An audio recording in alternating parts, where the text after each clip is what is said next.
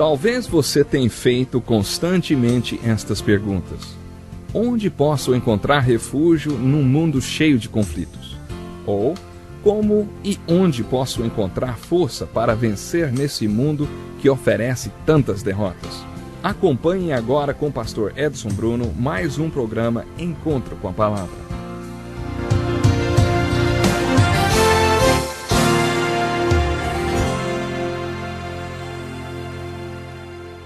Bem-vindo ao Encontro com a Palavra, um programa feito para ajudá-lo a compreender a Bíblia e a aplicar suas verdades na sua vida. Fico feliz e honrado por você ter escolhido estar com a gente hoje.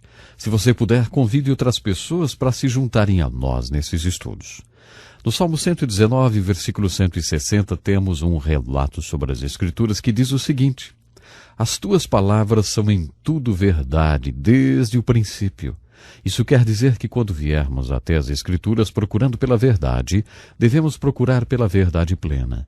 Não qualquer verdade, a grande verdade, o âmago, a essência de toda a verdade. O que Deus quer dizer com isso? Qual é a completa e conclusiva mensagem de Deus aqui? No mesmo espírito, abra sua Bíblia e leia vários livros, especialmente o Novo Testamento, procurando pelo que podemos chamar de o argumento do livro. Livros como Romanos e Hebreus têm um argumento interessante. Eles têm uma tese que está por toda parte do livro, da primeira à última palavra. Antigamente, até o século XVI, não existia essa divisão de capítulos e versículos na Bíblia. Um cardeal católico romano chamado Caro foi quem dividiu a Bíblia em capítulos no século XVI.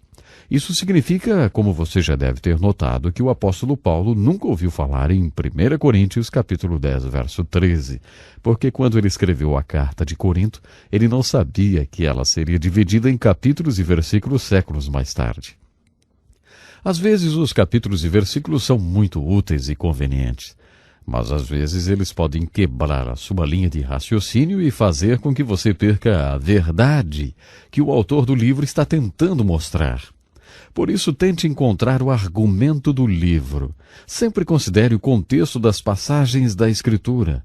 Uma das melhores maneiras de mentir é disfarçar a verdade, ou relatar a verdade fora do contexto, ou ainda, contar apenas uma parte da verdade.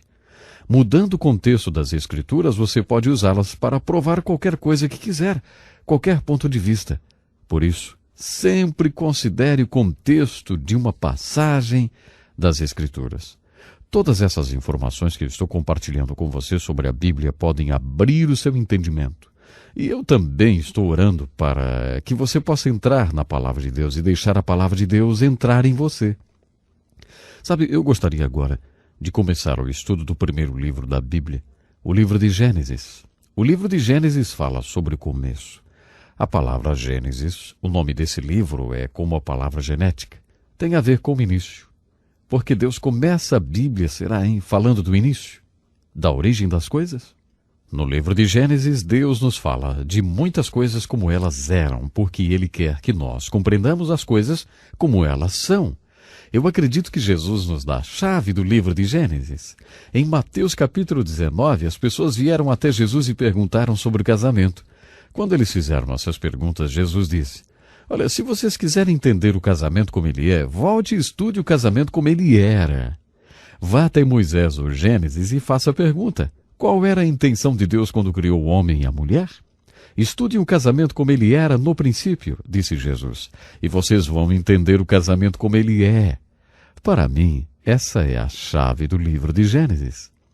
Sabe, eu acredito que devemos abordar o livro de Gênesis a partir dessa perspectiva.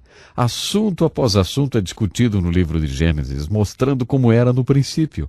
À medida que você encontrar esses assuntos no livro de Gênesis, leia e se faça essas perguntas. Deus, o que é que tu estás descrevendo aqui como era no princípio? Para que eu possa apreciar e entender como isso realmente é. Eu gostaria de sugerir que você faça uma leitura geral do livro de Gênesis a partir dessa perspectiva. Primeiramente, no livro de Gênesis, Deus nos fala pouco sobre a criação e como ela aconteceu. Como já mencionamos, existem 1189 capítulos na Bíblia e somente 1,5 capítulo tratam da criação. Mas se você conversar com algum intelectual sobre a Bíblia, você acaba achando que a questão da criação é o único assunto do qual a Bíblia trata. Ela trata da criação muito rapidamente, pouco, apenas 1,5 capítulos.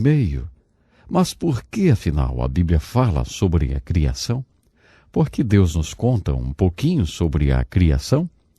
No livro de Gênesis, creio que Deus nos revela um pouco sobre como foi a criação, porque Ele sabe que um dia, assim como Davi, chegaremos a um lugar onde iremos sentir necessidade de um ato de criação bem dentro de nós.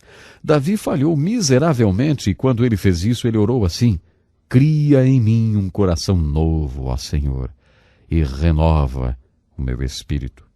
O que Davi estava dizendo no Salmo 51:10 era simplesmente isso: Deus, eu preciso de um ato de criação no meu coração. Se o Senhor não criar alguma coisa em mim que não estava em mim quando eu nasci, eu vou falhar de novo e de novo e de novo. Deus, eu preciso de um ato de criação. Quando Jesus falou sobre o nascer de novo, ele disse: você precisa nascer novamente, porque o que nascer da carne é apenas carne.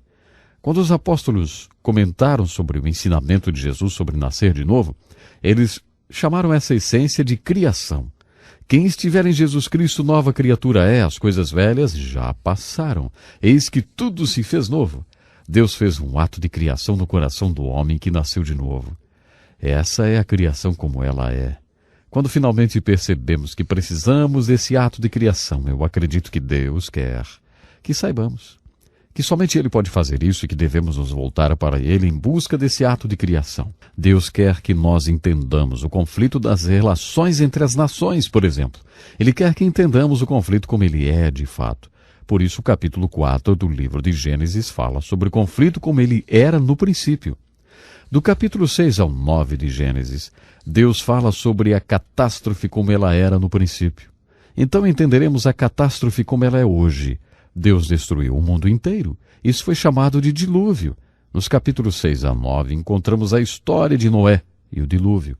Esse é um bom ponto para descobrir que o melhor comentário sobre a Bíblia é a própria Bíblia. O Novo Testamento nos fornece um comentário sobre a história de Noé e o dilúvio. Jesus toca nesse assunto 2 vezes. Ele faz uma comparação com a sua segunda vinda. O apóstolo que escreveu o livro de Hebreus diz que isso é uma figura da fé. O autor de Hebreus se concentra na fé de Noé e diz que essa é a lição que devemos aprender dessa história de catástrofe. O apóstolo Pedro compara o dilúvio com a salvação.